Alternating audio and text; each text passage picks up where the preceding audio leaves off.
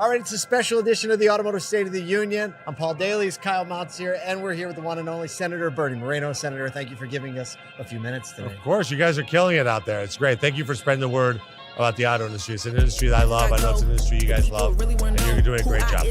One of the things that has been very impactful is hearing you throughout the day talk about the people side of the business. A lot of conversation about tariffs and international trade. However, you have a lot of experience and insights on dealers who have to deal with these conversations with their own people and with consumers on the front line. So what would you say to dealers about those conversations, not necessarily the global ones? Look, focus on the things that you can control. I remember during the '08 recession, I had a TV in my office right in the middle of the showroom. I literally turned the TV off. I can't control anything that's on there. I can control what's in front of me, my people, my clients, make sure I give them a better experience than they've ever imagined, and make sure that I take care of my people who also had stress. And so they're looking into me. Like if I'm the one freaking out, they're gonna freak out even worse. So calm, get everybody focused on cutting costs, making sure you do a great job with used cars, make sure you're that you're focused on making sure you get the right inventory, making sure you're doing well in finance, making sure you're doing well in fixed operations, that you're running a clean organization. Those are the things you can control. You can't control international trade and tariffs and global politics or what's China saying today. Stop reading so much news. Definitely turn off CNN. But turn on ASTU, by the way, to get the real scoop. There we go. You know, one of the things that you also encourage is obviously getting involved in the local politics, especially at the state level, and lobbying those state representatives that may not be able to get in front of you or come to DC or anything like that. How can dealers be the best involved in some of the things that you're trying to pursue right now?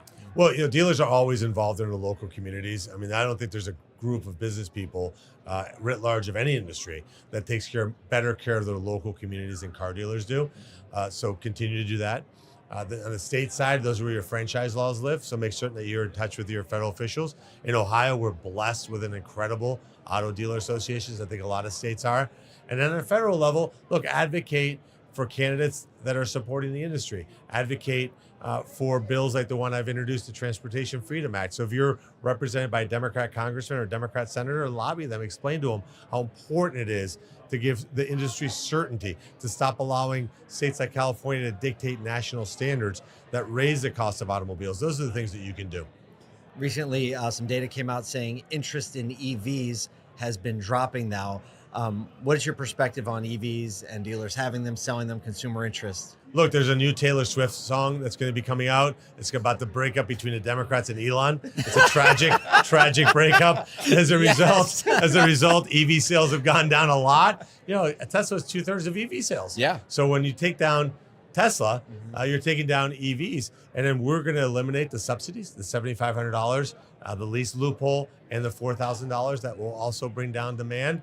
So look, at the end of the day, car companies should make cars that people want, not cars that politicians want. And we're going to fix that. I think it's going to allow car companies to be more profitable and lower the price of cars.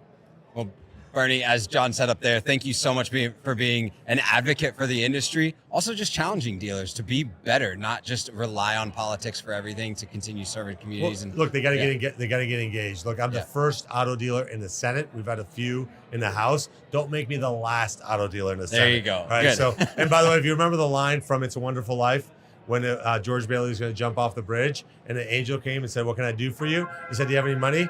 And he goes, "No, we don't use money in heaven." He goes, "Well, it comes in pretty handy down here, bub." So with that, go on teammoreno.org. There you go. I like it. Hey, thanks for spending some time. That's great. Appreciate you.